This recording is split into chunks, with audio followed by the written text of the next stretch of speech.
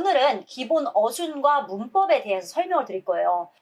정말 딱 기본 어순과 문법이거든요. 베트남어는 사실 발음과 성조, 듣기가 어려운 거지 문법은 좀 간단해요. 그래서 요 문법 체계만 여러분이 정확하게 이해하고 있으면 베트남어를 하시는 데는 크게 어려움이 없어요. 대신 이거를 정확하게 기억해야 된다라는 점만 기억해 주시면 되겠습니다. 자, 첫 번째, 베트남어를 할 때 여러분이 주의해야 될 점이 있어요. 베트남어를 할 때는요, 주어부터 찾는 게 되게 중요해요. 우리는 말을 할 때 주어를 자꾸 빼먹고 말하거든요. 근데 주어를 찾는 게 중요하고요. 두 번째는 주어 수어가 있는 완전한 문장. 뭐로? 완전한 문장 형태로 말씀하셔야 되고요. 세 번째, 표현은 단순해야 되고 명확해야 된다. 이거예요. 천천히 해보세요. 네 번째, 내가 하고자 하는 말의 뜻이 뭔지 다시 한번 생각해보고, 즉 한국어를 다시 한번 생각해보고 정확히 인지하고 사용하셔야 된다. 이 네 가지. 자, 이렇게만 보면 무슨 말인지 모르시겠죠? 제가 하나하나 좀 정리를 해. 첫 번째, 여러분 어디가의 주어는? 어디가, 아니 여러분 한국 하시면 돼요. 베트남 너무 잘해가지고 너죠, 너. 자, 민지 만나러 가의 주어는? 그쵸. 민지 만나러 가의 주어는 나겠죠. 나. 그쵸. 여러분 절대 민지가 주어가 될 수 없습니다. 나죠, 나. 자, 그쵸. 뭐 타고 가의 주어는? 너. 그쵸. 버스 타고의 주어는? 나란 말이에요. 나 버스 타고 가. 근데 우리가 평소에 한국어 할 때 생각을 많이 안 하고요. 그냥 어디가 하니까 그냥 쉽게 생각하다. 버스 타고 하면 버스가 주어라고 생각하고 이러시면 안 됩니다. 항상 뭐부터 찾아라? 여러분 소리 내서 말하는 게 되게 중요해요. 머리로 아는 거랑 내뱉을 때 기억에 남는 건 다른 이야기예요. 자, 뭐부터 찾아라? 항상 주어부터 찾는다. 아시겠죠? 기억하세요. 자, 두 번째입니다. 주어 수어가 있는 완전한 문장으로 말씀을 하셔야 되는 이유를 말하자면, 자, 제가 베트남어를 가르치면서 느꼈던 게 있었어요. 베트남에서 살다 오신 한국 분들 중에 베트남어를 가르쳐 보니까 다 단답 형태로 말하고 단어만 막 던지시는 거예요. 그러니까 문장을 못 말해요. 문장을 말을 못 하는 거예요. 그래서 질문도 제대로 안 되고 대답도 다 단어식으로만 얘기하세요. 여러분이 베트남어 실력을 제대로 쌓으려면 무조건 주어와 수어가 있는 완전한 문장 형태로 계속해서 질문하고 대답하는 걸 하셔야 돼요. 자, 베트남 사람도 그러면 이렇게 주어를 빼고 어디가? 민지 만나러 이렇게 대답을 안 할까요? 하죠. 베트남 사람도 당연히 회화를 할 때는요. 주어를 빼고 굉장히 말을 많이 해요. 근데 그거는 여러분이 이미 실력이 꽤 있는 상태에서는 주어를 빼고 그냥 단어 형식으로 말할 수 있겠지만 아직 나의 실력이 훌륭하지 않다. 그럼 첫 번째로 해야 되는 건 뭐냐면 완전한 문장 형태로 말씀하시려고 되게 노력을 하셔야 돼요. 그래야지 기본기가 탄탄해지고 베트남어를 제대로 잘할 수 있다. 잘 기억해 주시면 됩니다. 그리고 더불어서 한 가지 더. 그게 뭐냐면 베트남어는 주어를 말해야지 예의가 있어요. 그래서 저는 통역을 할 때나 혹은 제가 좀 정중하게 말을 해야 될 때는 항상 주어를 넣어서 말합니다. 자, 세 번째입니다. 표현을 단순화해라. 이 말은 뭐냐면 여러분이 보통 말씀을 하실 때 막 우리는 접속사에서 긴 문장, 하나의 엄청나게 긴 문장을 많이 말해요. 물론 여러분이 실력이 충분히 된다면 모르겠지만 내가 좀 그런 게 아니라면 긴 문장은 일단 여러 개의 문장으로 쪼개요.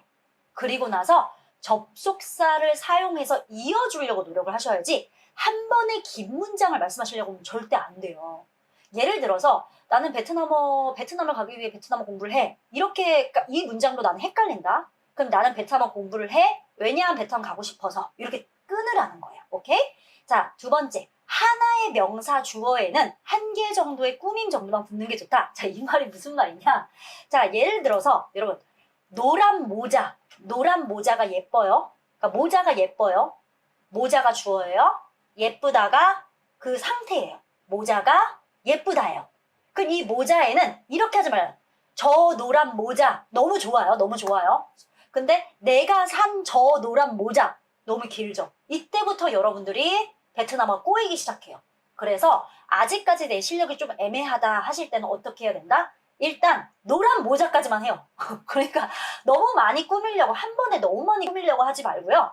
그냥 모자에다가 노란 모자 이게 됐어요? 그러면 그때 저 노란 모자 그게 됐으면 어제 산 저 노란 모자 이렇게 가라는 거예요. 근데 처음부터 내 실력이 그게 안 되는데 너무 많이 꾸민다? 그러면 안 돼요. 그 다음에 세 번째, 회화에서 은유적인 표현은 지양하시고요. 직설적인 화법을 사용해라. 이게 뭐냐? 우리나라 사람들 이런 거 너무 좋아해요. 이렇게 삥삥 애둘러서 말하는 것도 있지만 저거는 마치 한 폭의 뭐 그림처럼 뭐 너무너무 뭐뭐하고 뭐 이런 걸 너무 좋아해요. 근데 우리나라 사람들은 회화, 즉 말하기에서도 이런 은유적인 표현을 되게 좋아하거든요. 근데 여러분들이 간과한 점이 한 가지 있어요. 그게 뭐냐면 베트남 사람도 은유와 멋있게 쓰는 거 되게 좋아하는데 베트남 사람들은 주로 그런 거를 글에다가 쓰지 회화에다가 쓰지 않는다는 거예요. 베트남 사람들은 만약 예를 들어서 파랗고 노랗게 물들어서 아름답다 이렇게 안 해요. 야 저거 되게 예쁘다.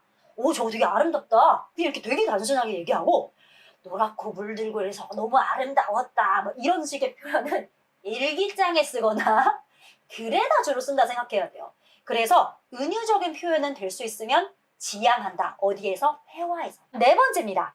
말 뜻을 정확히 인지하고 사용해라. 특히나 이 말을 하는 이유는 가장 큰 이유는 동음 이의어를 여러분 주의하셔야 돼요. 우리나라 동음 이의어를 여러분 좀 주의하시면서 내가 쓰고 싶은 말이 뭔지를 다시 한번 한국어로 생각하고 쓰셔야 돼요. 예를 들어서 볼게요, 여러분. 나 아직 안 자. 나 아직 공부해.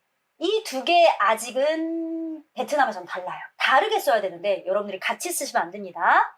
나 아직 안 자에서는 베트남에서는 아직 뭐뭐하지 않았다 혹은 아직 뭐뭐하지 못했다 할 때 쓰는 게 뭐였죠, 여러분? 지어였죠, 지어. 지어 동사예요. 영어엔 not yet이죠. not yet, 아직 못한 거예요. 그쵸?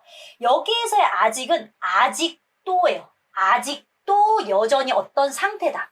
이거는 위의 아직은요. 아직 뭘 못한 거예요. 아직 뭘 안 한 거예요.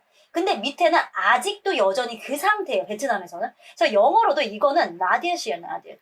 그리고 얘는 여전이라서 그러니까 여전히 아직도 아직도란 단어를 정확하게 표현하기 위해서는 건을 쓰시면 돼요. 건, 동사나 형용사를 쓸 수 있어요. 이건 영어로 치면 still이죠. still. 그러면 다르게 표현하셔야 되는 거예요. 자, 나 아직 안 자는 어떻게 썼어야 됐어요, 여러분? 그러니까 즉 얘는 보면 뭐 또이로 쓸게요. 그냥 또이 아직 뭐뭐하지 않았다. 즉 이 쯔어 자체를 아직으로 보시면 안 되고 여러분. 쯔어는 아직 안 아직 못이라고 생각하셔야 돼요. 쯔어하오. 쯔어무 죄송합니다. 그러면 뭐요? 나는 아직 안 잤다요. 아직 못 잤다요. 자, 나 아직도 공부해. 난 여전이니까 또이 건. 얘는 뭐예요, 여러분? 여전히 아직도 그 상태다. 그래서 쓰실 때 여러분이 아직 안 한 건지 아직도 여전히 그 상태인 건지를 정확하게 구분하고 쓰셔야 돼요. 이번에는 베트남어 기본 어순에 대한 설명을 해드리도록 하겠습니다. 자, 요거 되게 중요해요. 특히 기본기 잡는 분들이 제일 중요합니다. 자, 일단 큰 틀을 잡아야 돼요. 베트남어를 할 때, 여러분 어순을 만들 때요. 첫 번째 큰 틀은 주어 다음에 수어를 써야 돼요. 자, 이게 무슨 말이냐? 즉, 주어 다음에는 동사가 오거나 무조건 형용사가 와야 된다는 뜻이에요. 자, 예를 들어 나 피자 먹어. 우리나라는 이렇게 해요. 유리는 피자를 먹어요. 이렇게 얘기하지 유리는 먹어 피자를 이라고 쓰지 않잖아요. 근데 베트남은 일단 뭐다? 무조건 유리는 한 다음에 먹다가 나오든 유리는 똑똑하다 이렇게 뭐 형용사가 나오든 무조건 주어 다음에 뭐가 나와야 돼요? 동사가 나오거나 혹은 형용사가 나와야 된다는 점을 기억하셔야 됩니다. 아시겠죠? 자, 그러면 나 먹어. 동생이 나 먹어. 이렇게 하면 뭐라고 해야 돼요, 여러분? 소리 내서 그냥 하시면 돼요. em ăn. 내가, 동생인 내가 먹는다. em ăn. 이렇게 쓰시면 돼요. 너무 쉽죠? 베트남어 어려워. 이렇게 하면 어떻게 해야 돼요? 베트남어가 어렵다. 그냥 이렇게 쓰시면 돼요. 베트남어는 tiếng Việt. 어렵다는 khó 해서 tiếng Việt khó. tiếng Việt khó. 요렇게 해주시면 됩니다. 그렇죠? 너 어제 왜 늦었어? 어젯밤에 뭐 했길래? 요런 시간을 나타내는 명사나 의문사, 즉 시간을 나타내는 명사라는 게 뭘까요? 어제, 엊그제, 7시에, 8시에, 언제, 얼마 동안 이런 게 시간을 나타내는 명사고요. 의문사라는 건 뭐예요? 의문문을 만들어주는 단어를 우리가 의문사라고 하죠. 즉 언제, 누가, 무엇을, 어떻게, 왜 이런 거 다 의문사예요.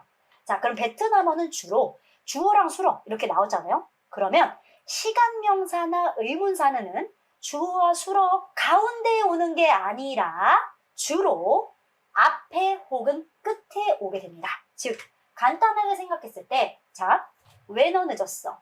너 왜 늦었어? 너 늦었어 왜?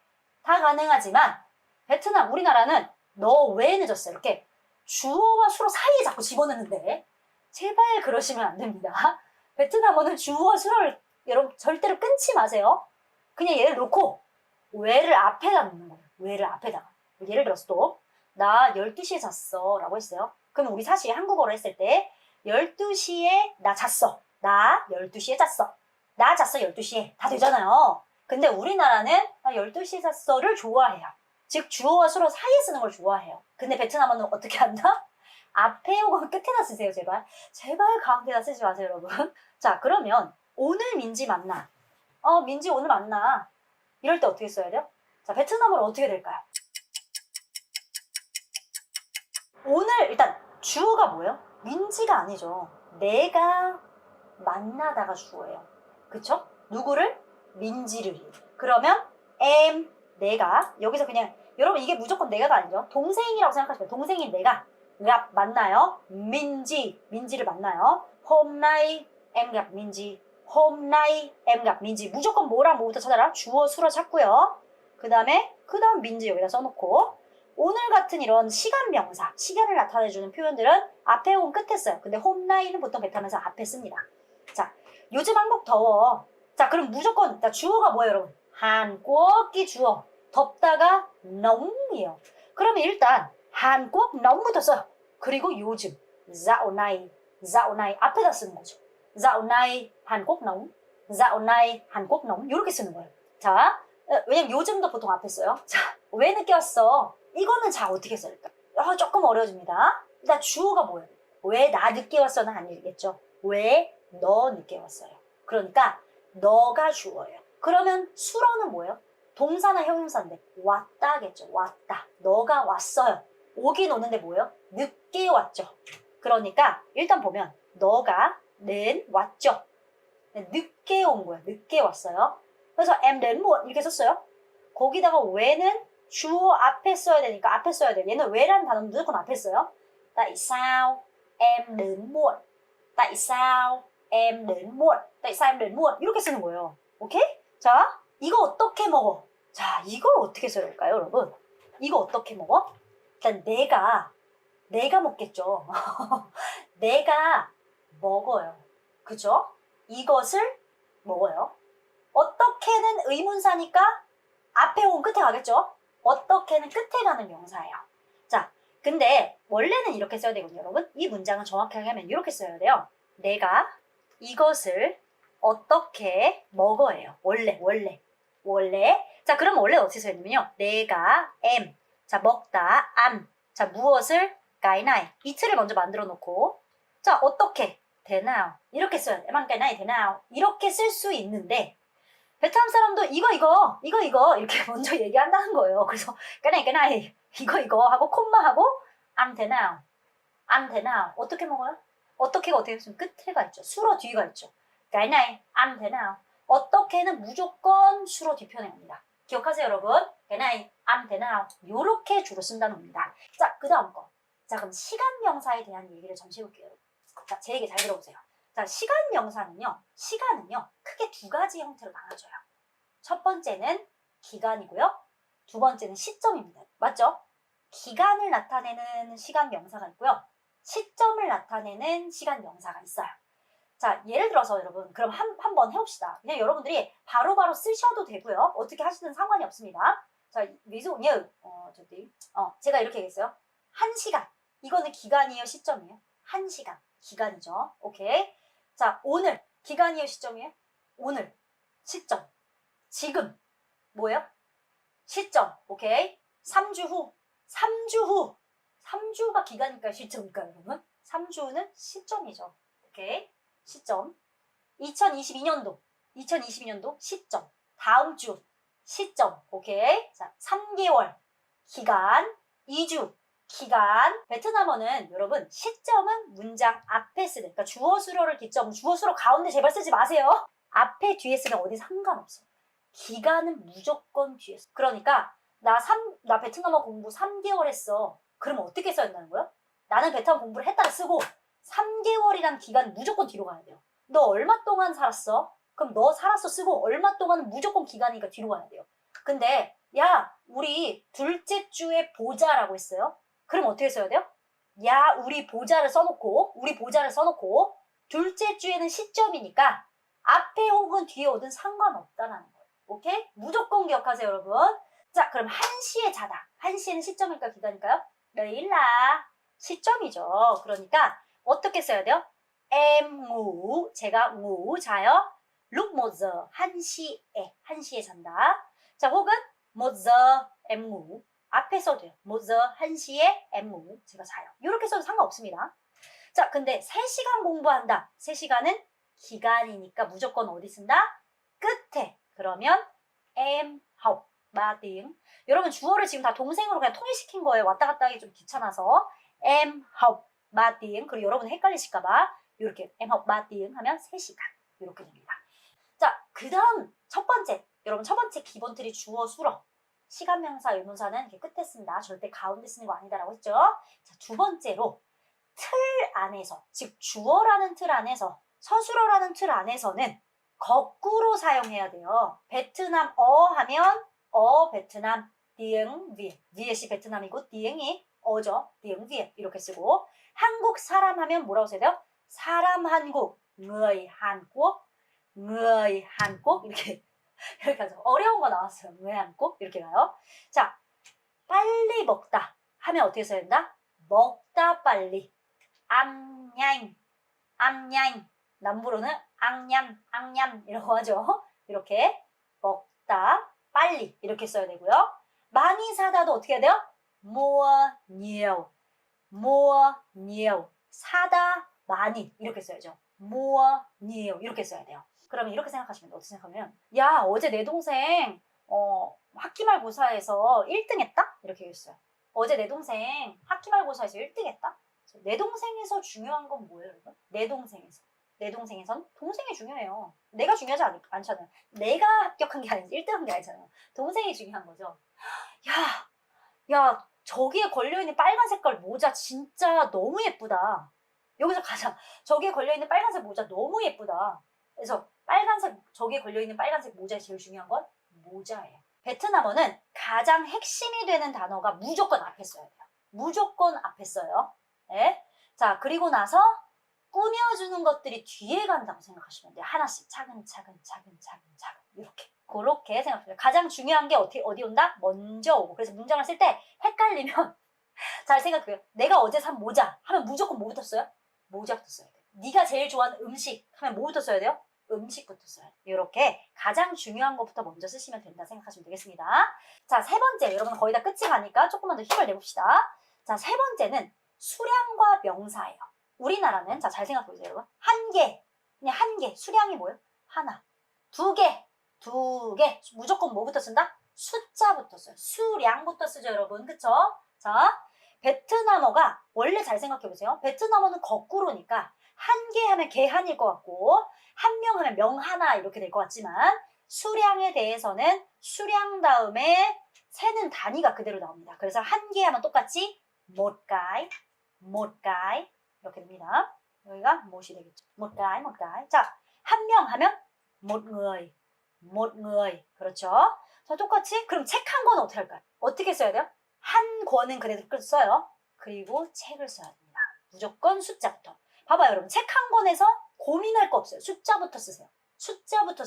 한 권, sách, 책. một cuốn sách, một cuốn sách 이렇게 되는 거예요. 자, 물 한 컵 하면 어떻게 해요? 무조건 뭐부터 숫자부터 고민하지 마요. 한 컵 물이에요. 그러면 một ly nước 이렇게 되는 거예요. một ly nước 이렇게 되는 겁니다. 아시겠죠, 여러분? 무조건 수량이 이런 게 나왔을 땐 뭐부터 써라? 수량부터 써라. 이렇게 기억하시면 돼요. 그래서 예를 들어서 그래서 베트남어로 제가 예를 하나 들어드릴게요. 돈을 많이 벌다라고 했어요. 돈을 많이 벌다. 자, 그럼 돈을 벌다라는 단어가 DM이에요. 그쵸? 자, 많이는 뭐예요? nhiều. 그러면 여러분이 생각하기에 돈을 많이 벌다라고 하면 kiếm tiền nhiều 라고 쓸 것 같지만 문법적으로 틀린 건 아니에요, 여러분. 하지만 베트남에서 돈을 많이 벌다라고 하면 많은 돈을 버는 거기 때문에 오히려 kiếm tiền nhiều 라고 잘 안 하고 kiếm nhiều tiền, kiếm nhiều tiền 이라고 얘기합니다. 자, 다시 생각해보세요, 여러분. 자, 제가 정리할 테니까 잘 보세요. it은 적은이란 뜻이에요. 적은은 양을 나타내는 거죠. nhiều 는 많은이란 뜻이에요, 여러분. 많은. 이것도 양을 나타내는 거죠. 양을 나타내는 형용사들은 주로 명사 앞에 쓰이려는 성질이 있어요. 왜? 항상 수량이 명사 앞에 쓰이기 때문입니다. 자, 그러면 하나만 더 해보고 넘어갈게요. 야채를 먹다가 안 먹어요. 자오, 앙라오, 라오가 야채예요. 야채를 먹다가 안 자오예요. 야채를 많이 먹다 하면 뭐예요? 안 자오 니에오라고 쓰기보단 뭐라고 쓴다? 안 니에오 자오라고 쓴다는 거죠. 안 니에오 자오. 그럼 야채를 적게 먹으면 어떻게 해요? 안 잇 자오, 안 잇 자오. 이렇게 쓰는 게 베트남식 말하기다라고 생각하시면 되겠습니다. 마지막으로 여러분들이 공부했던 내용을 한 번만 핵심적인 걸 정리하려고 합니다. 자, 첫 번째, 제가 베트남어를 할 때 주의해야 될 점이 4가지였다라고 말씀드렸습니다. 첫 번째는 뭐부터 찾는다? 뭐였죠? 주어부터 찾는다. 무조건 주어부터 찾는다. 두 번째는 여러분이 실력이 있기 위해서는 주어랑 수러라는 건 동사나 형용사를 의미했죠. 그러니까 있는 완전한 문장으로 말한다. 제발 단어 던지기 식으로 말하지 마세요, 여러분. 그리고 주어가 있어 예의 있는 거다라고 했죠. 말을 멋있고 고급지게 해주세요. 표현을 뭐뭐하고 뭐뭐하게 한다. 오케이. 단순화하고 절대 막 휘황찬란하게 단순화한다는 거는 특히나 주어에 너무 많은 꾸밈을 쓰지 마세요. 알겠죠? 주어부터 꾸밈이 너무 많으면 헷갈린다라고 말씀드렸어요. 단순화하고 뭐뭐하게 한다? 명확하게 한다. 명확하게 한다. 자, 네 번째, 하고자 하는 말의 뜻을 뭐였죠, 여러분? 정확히 인지. 특히 동의미의어. 아직도 여전히 상태인지, 아직 안 한 건지, 아직 못한 건지 이런 거였죠, 그렇죠? 그런 걸 정확히 인지하고 사용해 주시기 바랍니다. 이 4가지 잘 기억하시고요. 자, 이번에는 베트남어 기본 어순입니다. 첫 번째는 큰 틀 잡는 거였어요. 큰 틀은 어떻게 쓴다? 주어랑 서술어부터 무조건 써요. 자, 그럼 여러분 그건 뭐였어요? 뭐 시간을 나타내는 단어나 언제 어디서 누가 왜와 같은 의문사를 나타내는 거는 주로 어디 쓴다? 주어 수로가 있으면 앞 혹은 뒤에 사용한다라고 말씀드렸습니다. 그쵸? 그리고 특히 시간과 관련된 시간을 표현하는 아이는 2가지로 나눌 수 있다. 자, 첫 번째는 뭐였죠? 시간은 기간과, 그쵸? 기간을 나타내는 시간 명사와 시점을 나타내는 아이로 꼭 구분하시고, 기간은 무조건 문장의 끝에밖에 못 오고 시점은 앞과 끝에 모두 다 올 수 있다라고 말씀드렸고요. 자, 그 다음에 틀 안에서, 즉 주어 안에서 내가 어제 내가 산 빨간 모자는 뭐 이런 거 그럼 뭐예요? 항상 거꾸로 쓰는데 이게 좀 어렵죠? 무조건 중요한 것부터 쓰고 꾸밈은 뒤로 간다라고 말씀드렸습니다. 기억하시고요. 자, 세 번째, 수량 명사에 대해서는 우리나라랑 어순이 똑같이 한 개 하면 그대로 한 개. 책 한 권 뭐 이런 거 나와도 무조건 뭐부터 난다? 숫자부터 앞에 써라. 한 권 책 이런 식으로 사용해야 된다.